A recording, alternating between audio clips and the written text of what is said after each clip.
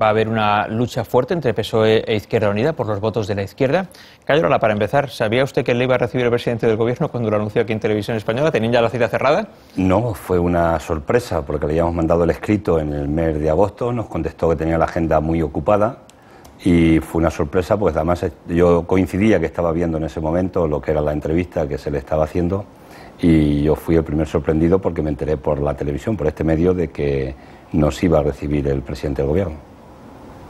Bueno, tenemos que pedir disculpas. Hemos emitido una imagen de otra reunión que mantuvieron, porque no ha habido imagen hoy de Cayo Lara subiendo las escalinatas del Palacio de la Moncloa, y tenemos que señalar que es una imagen de archivo de otra reunión en la que sí se permitió esa imagen. Bueno, vamos ya al contenido de la conversación que ha mantenido Cayo Lara con el presidente del Gobierno. ¿Va a haber una lucha fratricida por el voto de la izquierda en las elecciones? Para empezar, en las próximas, en las municipales y autonómicas, pero también en las generales. No, lucha fratricida no. Lo que hay es que Zapatero, desde nuestro punto de vista, ha traicionado principios importantes y sobre todo compromisos que tenía con una base social de 11 millones de electores que le dieron el apoyo para estar de presidente del Gobierno. Entendemos que no tiene nada que ver las políticas que está haciendo en este momento de ajuste duro, de castigar injustamente a los que no son responsables de la crisis, no tiene nada que ver ni con el programa electoral del Partido Socialista, ni tan solo con la declaración de intenciones que se hizo en el día de la investidura del presidente del Gobierno. Hoy se lo he señalado. Y lo que se está produciendo es un divorcio importantísimo de la frustración que hay en esa base social del Partido Socialista, de sus votantes, que consideran que Zapatero está haciendo una política neoliberal, política conservadora, y por tanto le están abandonando de una manera importante en la confianza que le dieron en su momento determinado. Y la gente, yo pienso que un porcentaje muy alto, se va a refugiar y va a dar su confianza pues en la izquierda, en este caso alternativa, que modestamente intentamos representar en Izquierda Unida. Pero ¿no cree que hay, no sé si en su totalidad o en parte, un sector de la izquierda que puede comprender que las circunstancias económicas actuales, que no se podían quizá prever hace 3 o 4 años, obligan también a cambiar la visión de las políticas, y que es razonable que un presidente del Gobierno varíe sus políticas conforme pasan cosas que no estaban previstas? Sí, sí, eso es posible que pueda pasar en un proceso legislativo, ¿no? Pero la gente hay algo que no comprende.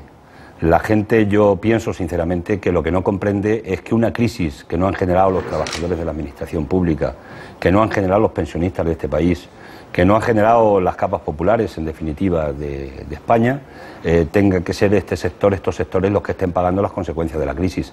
La gente lo que no puede comprender es que es una crisis creada por el poder financiero, por los famosos mercados, en definitiva por los poderosos, se estén marchando de rositas de esta crisis y no está habiendo ninguna contribución social por parte de los responsables para salir de la situación de crisis. Y todas las medidas que adopta el presidente del Gobierno desde mayo, desde que empezó con el conocido como tijeretazo, las medidas de la reforma laboral, las medidas del presupuesto más antisocial de su mandato, que es el presupuesto de 2011, las medidas que tienen que ver posteriores a la reunión con los 37 grandes empresarios, donde se decidió, además de algún recorte fiscal, se decidió privatizar AENA el 49% y la propia Lotería Nacional en un 30%, y el propio pensionazo. Eso es lo que no entiende ni comprende una parte importantísima de esa base social del Partido Socialista.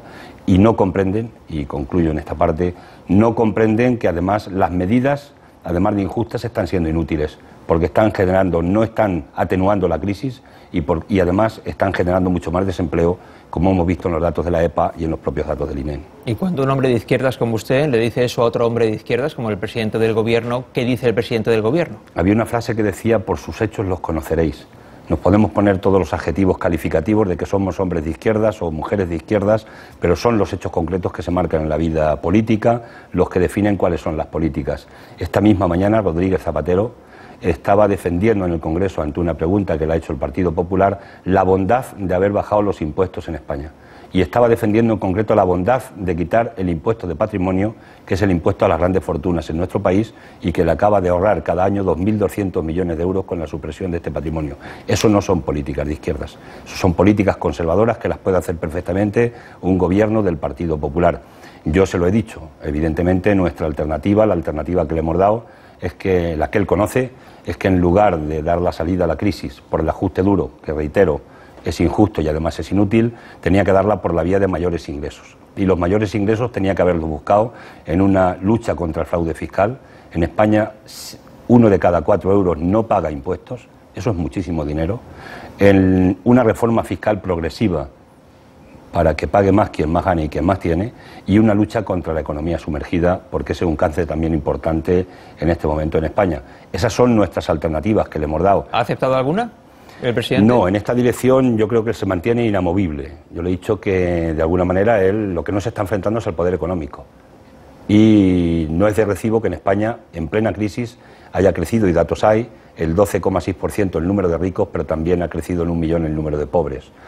Y lo que él ha planteado es que, bueno, no lo ha planteado, él sencillamente no me acepta, él dice que están luchando contra el fraude fiscal, pero yo le doy un dato, y no es dato mío, es dato de los presupuestos del Estado.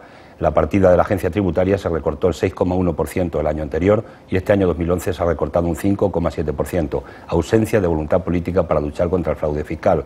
Sí hay una de las propuestas que le he hecho, porque al final yo le he llevado un paquete de propuestas de empleo, que es lo que nos preocupa y es nuestra gran preocupación, y además una crítica que le hemos llevado al pensionazo, que no estamos de acuerdo con él y que además lo vamos a combatir desde el punto de vista de la movilización y de la pedagogía, explicando a la gente nuestra posición.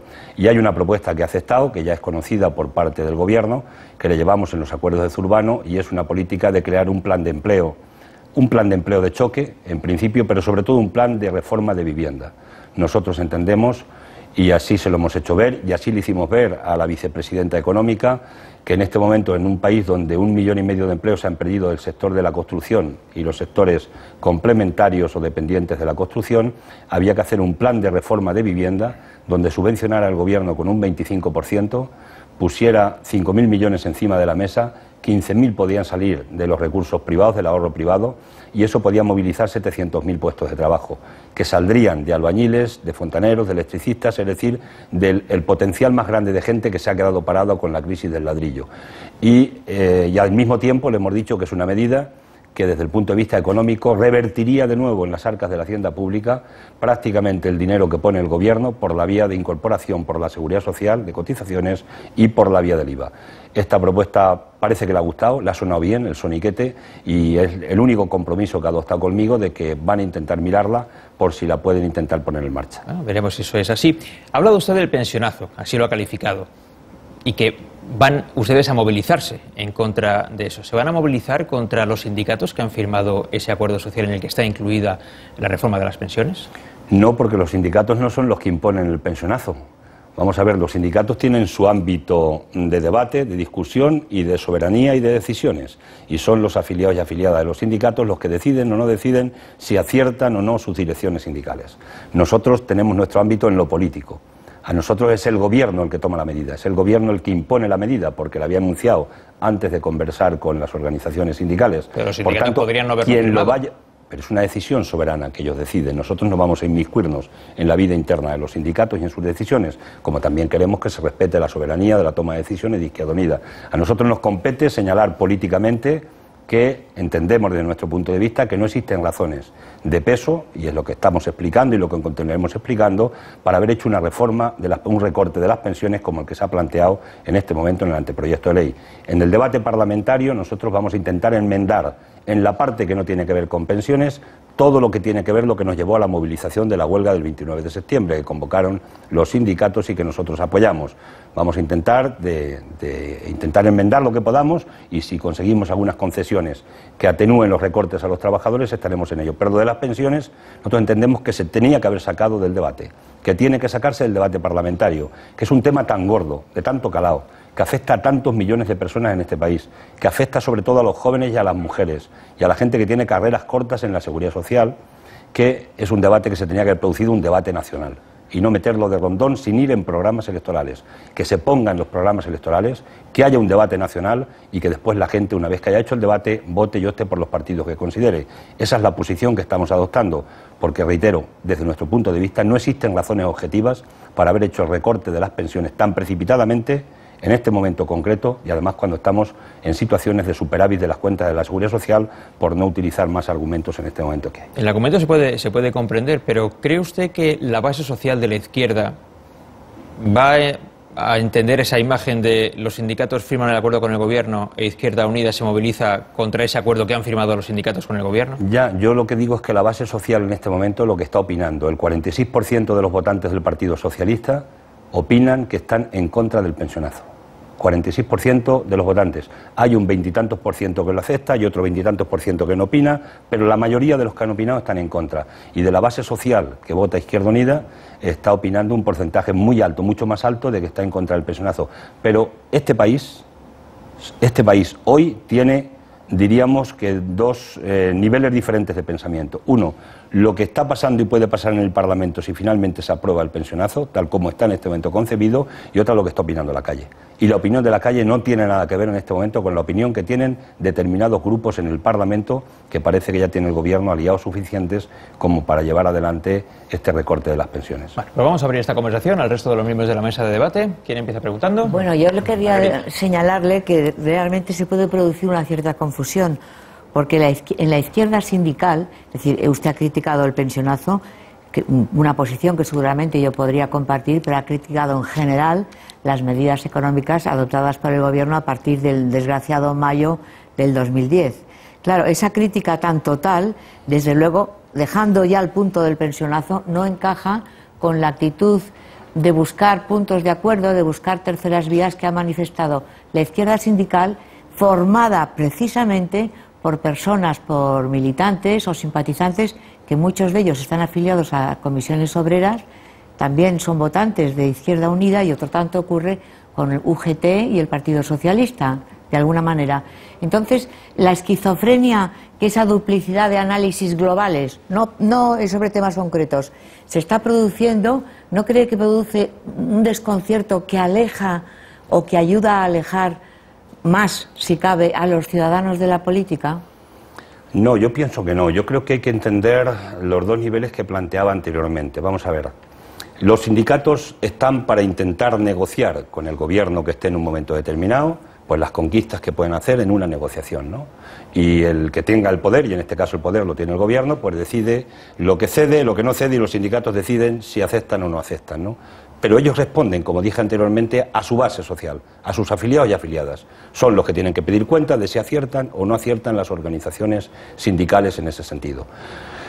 Aquí estuvimos juntos, caminando juntos del brazo con los sindicatos, a partir del tijeretazo, cuando se recortaron los salarios a los trabajadores de administraciones públicas, cuando se congelaron las pensiones, que este año, si continúa la inflación en un 3,3% que hemos tenido en este mes de enero, no va a haber congelación de pensiones, habrá una pérdida real de poder adquisitivo de las pensiones en 2011, equivalente a lo que sea la inflación en el año 2011.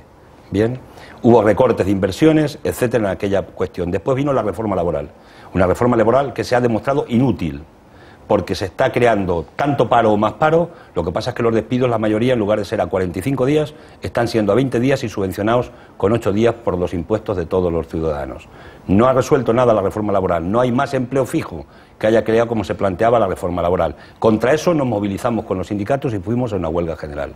En esa parte del debate, en este momento, del acuerdo social completo, nosotros vamos a seguir incidiendo en el Parlamento en la medida de intentar que los elementos negativos de la reforma laboral y del tijeretazo se pueda dar marcha atrás en la medida de lo que podamos. Sabemos que somos una fuerza modesta, que tenemos 2 diputados, aunque tengamos votos para tener más diputados que Convergencia y Unión, pero tenemos menos diputados por la ley electoral que hay en este momento. Somos conscientes de ese tema. Ahora bien, dicho esto, en la parte, reitero, que tiene que ver con el tema del pensionazo, nosotros en nuestra soberanía de organización política y avalados por informes de catedráticos, de economistas, de estudiosos que no coinciden con los informes de los 100, que me atrevo a afirmar que una parte de estos 100 son financiados por entidades bancarias que tienen intereses específicos en que se incrementen los fondos privados de pensiones en España, y es lo que está detrás de toda esta operación del pensionazo.